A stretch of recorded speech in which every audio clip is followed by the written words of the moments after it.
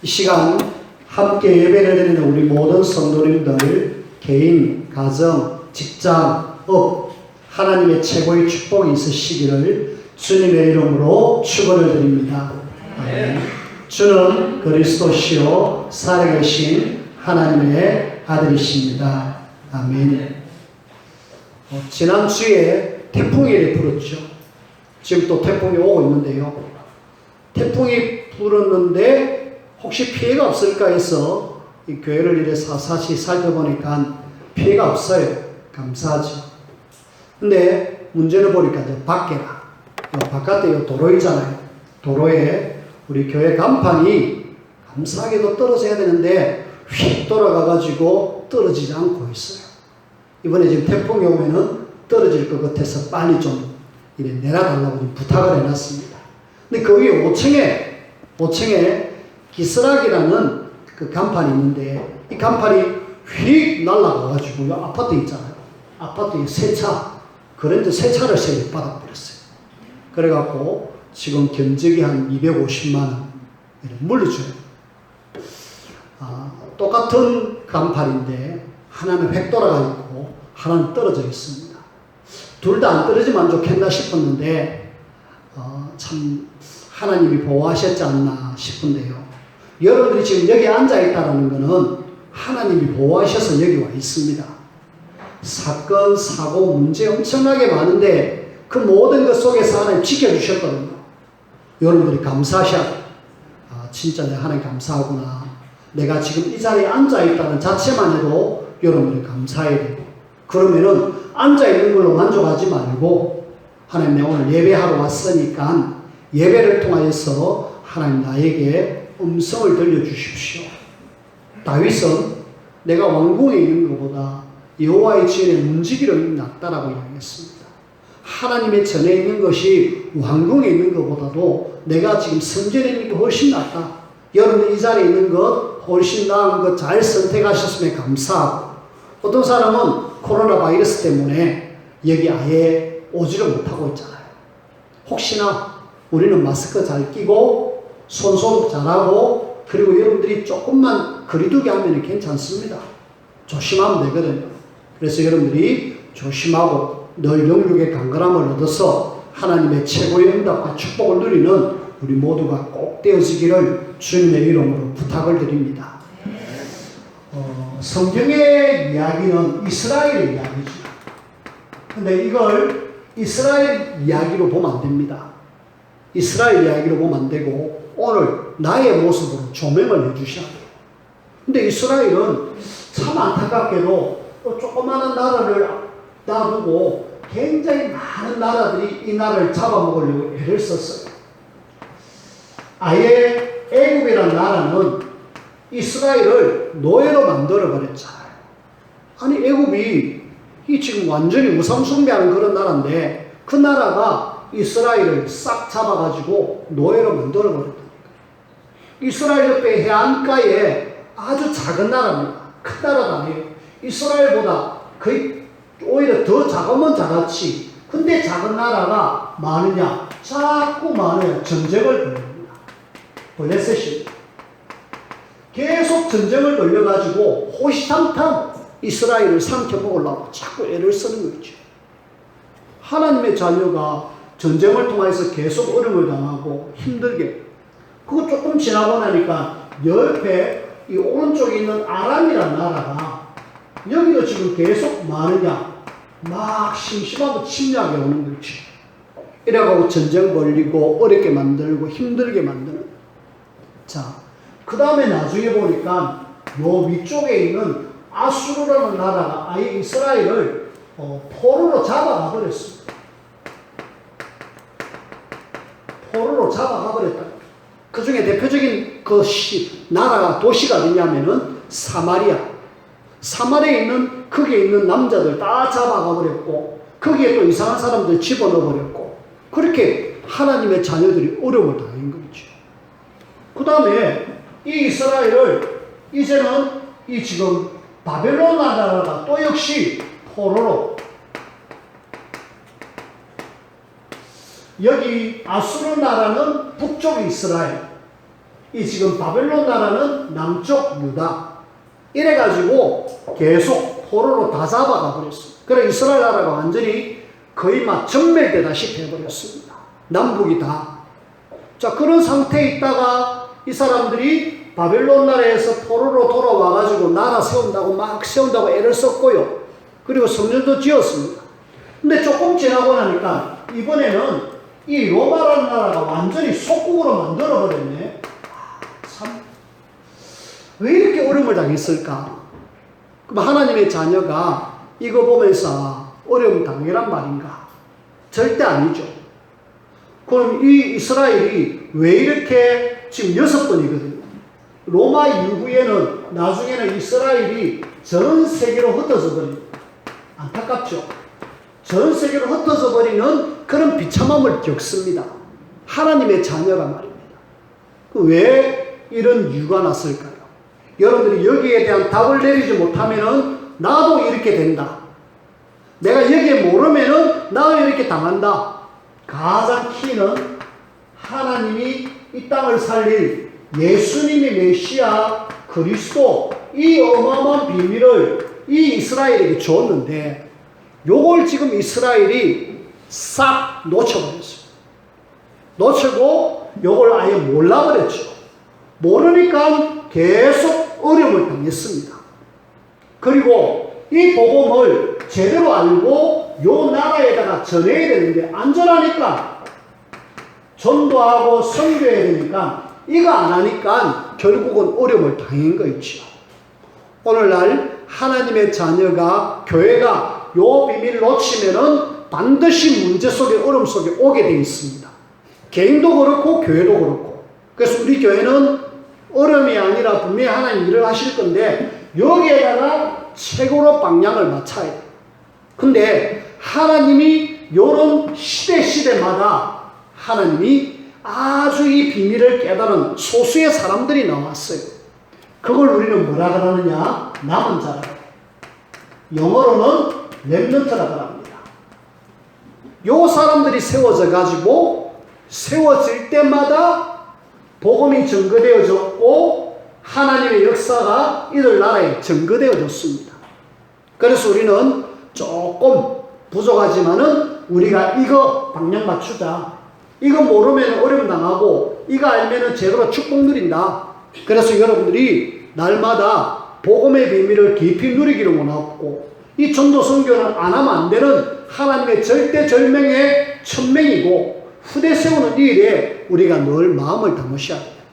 그래서 이것 때문에 하나님 나를 불러주셨다. 이거 하다가 내가 가야 되겠다. 그렇게 여러분들이 하셔야 되겠고요.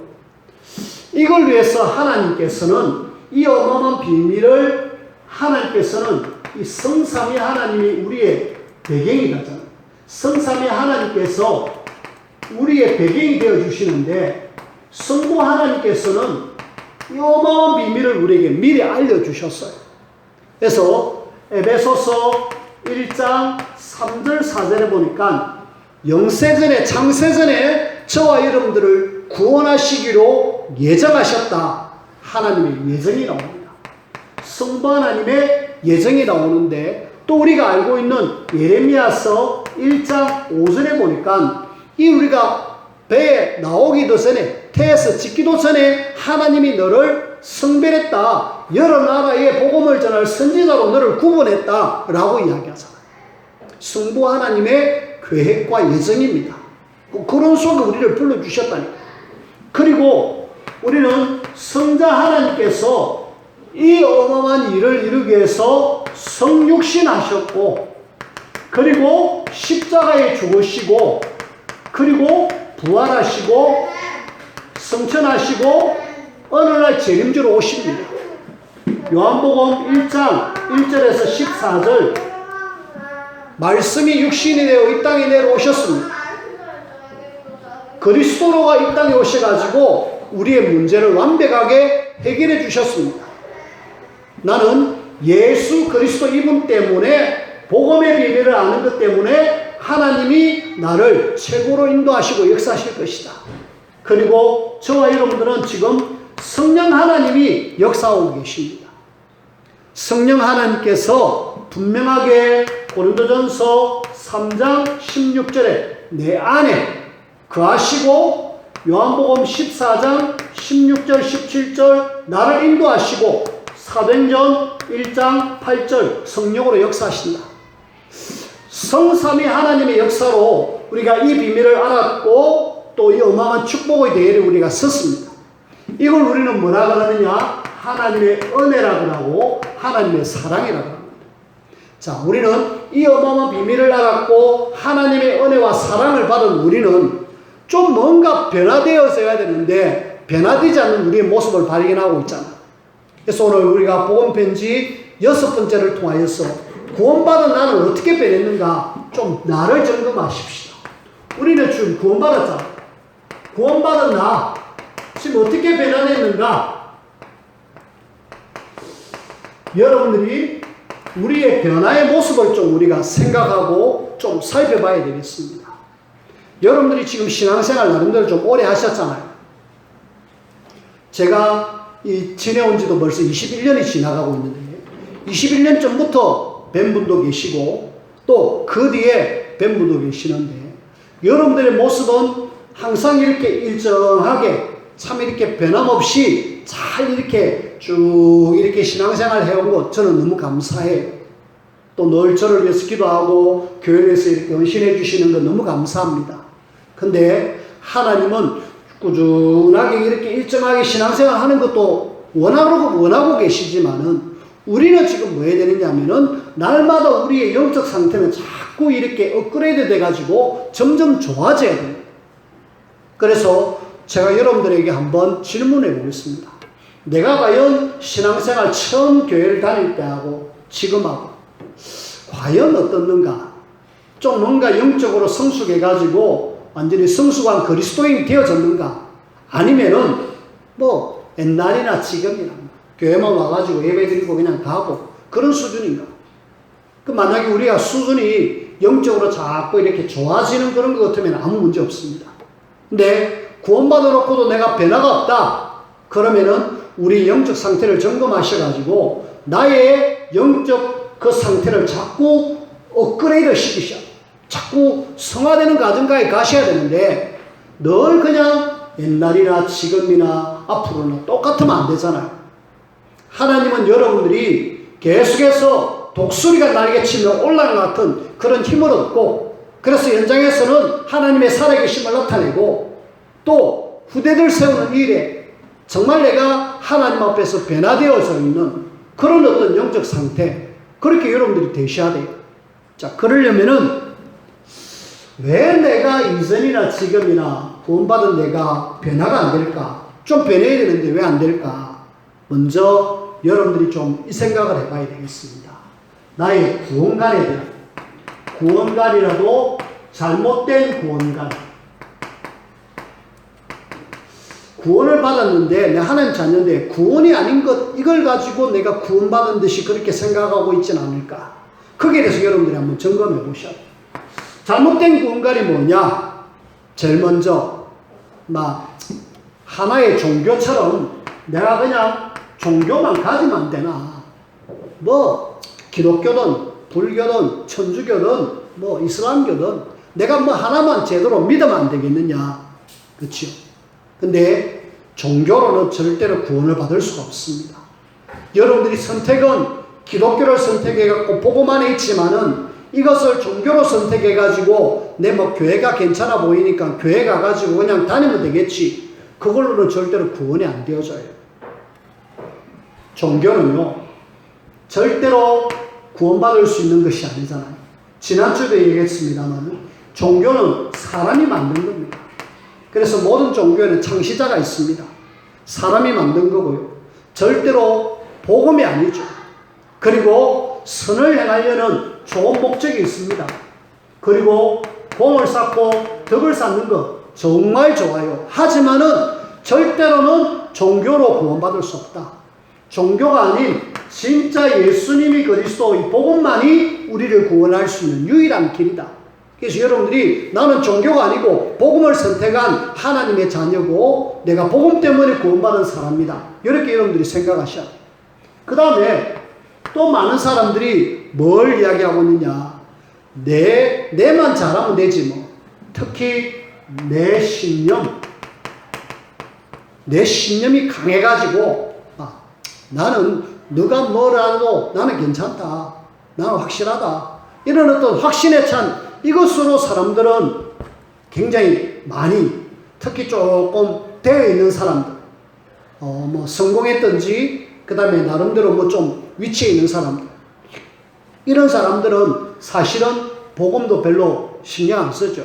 왜? 모든 것이 다 풍족하니까. 그리고 내 나름대로 신념이 있으니까. 내가 이렇게 살면 된다. 내가 이렇게 살다 보면은 결국 좋은데 안 되냐. 이 신념은요, 어느 날 무너지게 되어 있습니다. 그래서 신념으로는 절대로 구원받을 수 없다. 그리고 많은 사람들이 오해하는 것 중에 하나가, 교회 다니면은, 교회 등록해가지고 교회 출석하면은 구원받겠지. 사람들이 일반적으로 생각합니다. 그래서 남편 따라 부인 따라 그냥 교회 왔다 갔다 하는 그런 사람이 있는데, 교회 출석으로 등록해가지고 구원은 이루어지지 않습니다. 전도를 하다 보면은요, 내 옛날에 교회 가봤다, 교회 다녀봤다, 그런 이야기를 많이 하시죠. 이런 분들은 교회를 그냥 등록한 사람, 등록하고 출석하는 사람들이지, 절대로 예수님을 그리스도로 영접한 사람이에요. 실제로 물어보면은 그 사람들은 예수 그리스도 없습니다. 혹시 예수님이 누군가 아십니까? 예수님을 영접하셨습니까? 물어보면 모른다 그래요. 그 말은 무슨 말입니까? 그냥 교회 가자 이래갖고 교회 갔습니다. 교회 가가지고 그냥 예배 드립니다. 분위기 좋아요. 같이 모여가지고 같이 식사하고 교제하고 뭐 일반 세상 사람들하고 확실히 다르죠. 그러니까 사람들은 거기에 분위기에 취해가지고 교회를 다닙니다. 근데 어느 날 계속 살아가는 동안에 문제 오잖아요. 문제가 오면은 그 문제 속에 답을 찾지 못하고 뭐 결국은 이제 시험 당하면은 교회를 떠나버립니다. 그런 사람들이 너무 많아요. 그래서 우리가 잘못된 구원관, 종교로 구원받을 수 있는 것이 아니고 내 신념으로 구원받을 수 있는 것이 아니고 교회를 등록해서 구원받을 수 있는 것은 아니다. 그래서 여러분들이 이것은 절대로 근본 문제는 해결할 수 없다. 저와 여러분들이 잘 알다시피 창세기 3장 하나님을 떠난 문제는 절대로 하나님을 만나는 길 대신 그리스도 아니고서는 하나님 만날 수 없다. 그리고 이 문제를 일으킨 요한복음 8장 44절에 너희 아비 마귀는 우리가 절대로 이길 수 없는데 이 존재를 이길 수 있는 분은 예수 그리스도. 그리고 로마서 3장 23절에 죄 문제로 이 땅에 모든 문제가 왔는데 이 죄 문제는 내 스스로 해결할 수 없다. 그래서 그리스도가 오셔서 십자가에 죽으셨다. 그래서 이 근본 문제를 해결할 수 있는 유일한 답은 예수님이 그리스도. 교회 등록으로도 안 되고 내 신념으로 안 되고 종교로도 안 된다. 그래서 이것은 절대로 구원받을 수 있는 길이 아니다. 그러면은 두 번째로 어떻게 그러면 우리가 구원받는 상태가 될 수 있는가? 구원받으려면 어떻게 해야 되느냐? 구원받은 상태로 여러분들이 되어져야 되잖아요. 그래서 다시 한번 어떻게 구원받는가에 대한 이야기를 같이 하십시다. 제일 먼저 여러분들이 요한복음 1장 1절에서 14절 말씀을 여러분들이 아셔야 됩니다. 말씀이 육신이라 이 땅에 오셨다. 예수님이 이 땅에 오셨다 그랬습니다. 여러분들이 제일 중요한 것은 예수님이 성육신하신 모습. 이 땅에 육신의 몸을 입고 이 땅에 오셨다. 왜? 우리를 구원하려고. 바로 나를 구원하려고. 그분이 오셔서 뭐 하셨습니까? 예수님은 십자가에서 죽어주셨습니다. 이 십자가의 죽음으로 끝나는 것이 아니라 부활하셨죠. 부활하신 이 십자가에 죽으시고 부활하시면서 근본 문제를 해결하신 그분을 제대로 요한복음 1장 12절에 영접하는 사람은 구원받는 하나님의 자녀가 됩니다. 그런데 안타깝게도 이 정확한 복음의 비밀을 많은 사람들이 듣지 못하고 교회를 다닙니다. 우리는 이걸 제대로 알고 영접하도록 도와줘요. 영접하는 순간에 뭐가 되느냐? 제대로 구원받죠. 그리고 요한복음 3장에 보면은 예수님과 니고데모의 대화가 나옵니다. 그때 또 예수님은 네가 구원받을 수 있는 길이 있다라고 이야기합니다. 이 지금 니고데모는 종교 생활하다가 진짜 내가 구원받아야 되겠 어떻게 하게 되겠습니까? 그러니까 예수님은 여기에 하나를 이야기합니다. 물과 성령으로 거듭나지 않으면은 네가 구원받을 수 없다라고. 여기에 물, 성령. 성령은 우리가 이해하는데 물은 도대체 뭘까? 그래서 물은 이 지금 그냥 일반적인 물로 우리가 이해할 수 있는데 어느 사람들이 판단하기를 이렇게 성경학자들이 이야기하기를 물은 이렇게 세례를 의미한다. 물 세례. 이런 이야기를 하고 또 어떤 사람은 예수 그리스도의 피를 의미한다. 저는 두 개 다 그래 틀린 것은 아니다. 받아들이자. 뭐 굳이 꼭 물 세례만 강조할 게 뭐 있느냐. 또 피만 강조할 것이 뭐 있느냐. 그래서 우리가 거듭날 수 있고 하나님의 자녀가 될 수 있는 방법은 외적으로는 많은 사람들에게 내가 하나님의 자녀입니다 하고 세례를 받는 이것이 구원받은 사람은 정표고요. 외적으로는. 그리고 그 받을 수 있는 길은 예수 그리스도의 피밖에 없다라는 것으로 설명되어지고 성령 하나님께서 아니고서는 절대로 예수님을 주라고 시인할 수 없죠. 그래서 우리가 고린도전서 12장 3절에 보면은 성령이 아니고서는 누구든지 예수님을 주라고 시인할 수 없다라고 해요. 성령 하나님께서 예수님을 주님으로 시인하도록 해주셔야 우리가 구원받을 수 있습니다. 먼저는 복음을 이해를 해야 되죠. 이해하도록 영접하도록 도와주고 그러면서 진짜 그리스도의 피로 제대로 성령 하나님의 도우심으로 우리가 하나님의 자녀로 거듭날 수 있습니다. 그리고 이 성령 하나님께서 결국은 우리를 변화시키죠. 그래서 구원받는 상태는 가장 간단한 것은 복음의 비밀과 함께 성령 하나님의 역사로 내가 구원받을 수 있다. 내가 그래야 분명한 변화가 일어날 수 있다. 자, 그러면은 이제는 우리가 잘못된 구원관도 알았고 예수님을 통해서 구원받은 우리는 좀 뭔가 구원받은 내 상태를 좀 알아야 돼. 그래서 나는 구원받은 상태는 어떤 것인가? 구원받은 상태, 이것이 어떤 것인가? 제일 먼저는 우리는 내적인 변화가 일어나요. 예수님을 영접하니까 어느 날 돈이 툭 떨어지는 거 아니잖아요. 예수님을 영접하니까 내 병이 탁 낫는 거 아닙니다. 많은 사람들이 육신의 질병을 갖고 있고 경제 문제로 당하고 있으니까 네 예수 안 믿어서 그렇다. 예수 믿어봐라. 그래갖고 예수님 믿습니다. 믿어보니까 병 질병 안 낫지요. 경제 문제 해결 안 되지요. 문제는 그대로 있는데 어떤 사람들은 교회 오면 모든 문제가 끝나는 듯이 이야기합니다. 예수 믿으면 완전히 끝나는 듯이 시작합니다. 그거는 차근차근 하나님이 작업하실 거고 우선에 우리는 뭘 생각하셔야 되느냐. 예수님을 영접하면은 나의 상태는 지금 어떻게 변할지 있느냐. 가장 간단한 것은 내적으로 변화가 일어나요.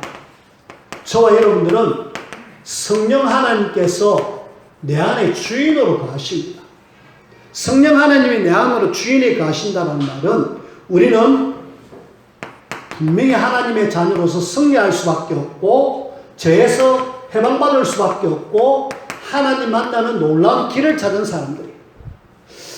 주님이 내 안에 거하시는 순간에 나는 이런 어마어마한 변화, 이런 변화가 있기 때문에 우리는 굉장히 요한복음 14장 27절 말씀처럼 누가 뭐래도 우리 마음속에 평안함을 주십니다. 예수님을 진짜로 믿는 사람은요, 편안합니다. 코로나 바이러스가 와도 편안하고요. 전쟁이라도 편안하고요. 혹은 나에게 어마어마한 문제가 와도 편안합니다. 나에게 큰 질병이 와도 편안합니다. 경제 문제가 와도 편안합니다. 교회가 성도가 많고 적고 떠나서 정말 예수님을 내 마음속에 모신 사람은 큰 증거 중에 하나가 뭐냐? 평안함. 오늘 여러분들이 구원받은 내가 어떤 변화가 있느냐? 진짜 승리하고 해방하고 길 찾은 우리는 날마다 하나님 주시는 최고의 평안함 꼭 누리시기를 주님의 이름으로 부탁을 드립니다. 그 다음 우리는 이 내적인 변화 중에 성령 내주가 있는 반면에 성령 하나님께서 우리를 인도하시죠. 이 인도는 세상의 인도하고 다릅니다. 오늘 성경 말씀 고린도전서 2장 10절, 14절 이런 말씀 중에 보면은 하나님의 뜻을 알게 하시고 또 하나님 우리에게 은혜로 모든 것을 알게 하신다라고 이야기하시잖아요. 우리는 분명히 하나님이 나에게 인도하시면서 하나님이 모든 것 알게 하신다라고 이야기하셨고 그러면서 우리를 영원히 인도하십니다. 요한복음 14장 16절 17절 성령 인도는 그냥 한순간 인도로 끝나는 것이 아니라 영원한 인도. 그래서 여러분들은 절대로 염려하지 마시길 바랍니다. 하나님은 나를 완벽하게 인도하시고 책임지신다. 이 말은 한마디로 하나님의 책임입니다. 구원받은 나를 책임진다. 내가 이런 어마어마한 사람이다. 여러분들이 아시면 좋겠어요. 그리고 이 성령 하나님이 계시는 우리는 아무도 이 성령 하나님을 쫓아낼 수 없습니다. 왜? 최고의 하나님이 내 속에 거하시고 또 그분은 영원히 떠나지 않습니다. 영원히 나하고 거하십니다. 그리고 우리는 성령 하나님의 역사가 나를 통해서 일어나죠. 흑암을 결박할 수 있고요. 하늘 천사를 동원할 수 있고 우리는 온 세상에 복음 전할 수 있는 세계복음화의 어마어마한 축복을 우리에게 주셨습니다. 지금부터 우리는 이런 어마어마한 변화의 사람이 되어졌는데 자 결론적으로 저와 여러분들이 이스라엘 백성들이 이런 어마어마한 구원받았는데도 불구하고 계속 어려움을 당했잖아요. 결국 내가 안 변해지니까 계속 저렇게 어려움을 당하는데 저와 여러분들은 좀 뭐 해야 되느냐? 변화되어지자. 고린도후서 5장 17절에는 누구든지 그리스도 예수 안에 있으면 새로운 피조물이다. 이전 것은 지나갔으니 보라 새 것이 되었다. 우리는요 복음 알기 전에 이 복음 알기 전에 그리고 복음 알고 난 후 뭔가 좀 삶이 바뀌어져야 돼요. 제일 먼저 저와 여러분들은 호적이 바뀌었어요. 요한복음 8장 44절에 너희 아들 마귀라는 마귀 자녀로 살아갈 수밖에 없는데 우리는 요한일서 3장 2절에 보니까 여기는 하나님의 자녀로 우리를 택해 주셨다. 마귀 자녀가 아니고 우리는 하나님의 자녀. 호적이 바뀌었다니까. 그럼 뭔가 바뀐 삶을 살아야 되잖아. 그 다음에 우리는 완전히 신분이 바뀌었어요. 어떤 신분입니까? 로마서 6장 17절에 보니까 우리는 여지껏 죄의 종으로 마귀가 계속 짓게 하는 죄의 종으로 살았는데 저와 여러분들은 지금은 죄의 종이 아니라 로마서 6장 22절에 보니까 하나님의 종으로 우리는 산다. 죄 짓는 자리가 아니라 하나님의 종으로 우리가 살아가야 되는데 우리가 지금 뭔가 좀 바뀐. 그래서 내가 이전에 자꾸 죄 짓는 이런 것들은 좀 뭔가 바뀌어져야 돼. 예수 믿으면은 좀 뭔가 저 사람 보니까 다르구나라고 인정할 수 있을 정도가 되어져야 돼. 변화된 모습. 불신자가 보고 저 사람 예수 믿으니까 다르네. 다락방하는 어떤 집사님 한 분, 이분은 10년 전에 자기의 모습하고 지금 자기의 모습을 늘 이야기합니다. 내 10년 전에요. 내가 복음 몰랐을 때 어떻게 했는 줄 아십니까? 맨날 마셨는데 지금은요 조금밖에 안 마십니다. 술이 거의 끊어졌어요.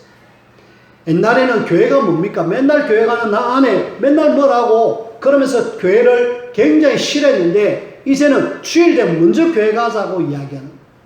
그래서 주변에 식당 주인이 알고요. 그 다음에 함께 일하는 회사 직원들이 알고요.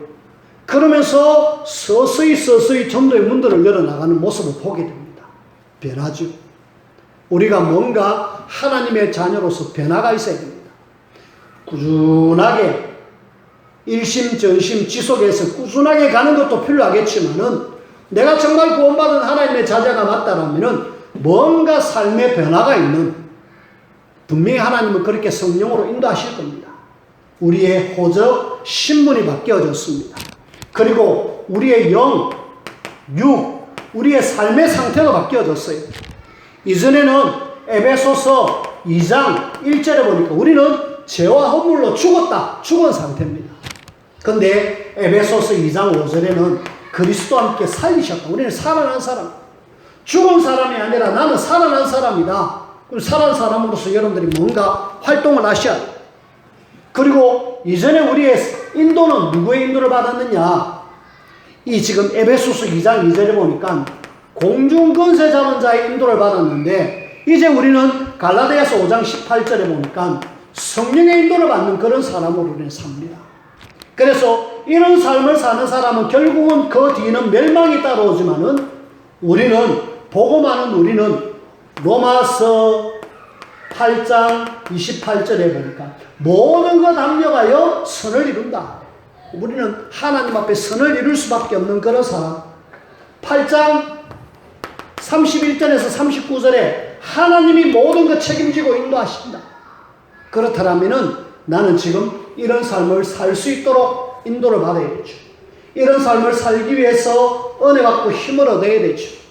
그래서 여러분들이 날마다 구원받은 나는 이런 어마어마한 변화된 사람이다 인정하고 이런 비밀들을 여러분들이 누릴 수 있도록, 그렇게 해서 하나님의 살아계심을 주변의 많은 사람들에게 전가하는 축복된 전도자로 세워지고 쓰임받기를 주님의 이름으로 축원을 드립니다. 기도합시다. 하나님 감사합니다. 우리를 구원하신 하나님, 성삼위 하나님의 은혜와 사랑으로 우리가 어마어마한 하나님의 자녀의 축복을 받았습니다. 우리가 이제는 뭔가 우리의 삶이 바뀌어져야 되겠습니다. 하나님 우리의 삶을 인도하시고 역사하시어서, 그래서 하나님께서 가장 기뻐하고 가장 원하시는 전도자의 삶을 살 수 있도록 인도하시고 역사하여 주옵소서. 예수님 이름으로 기도하옵나이다.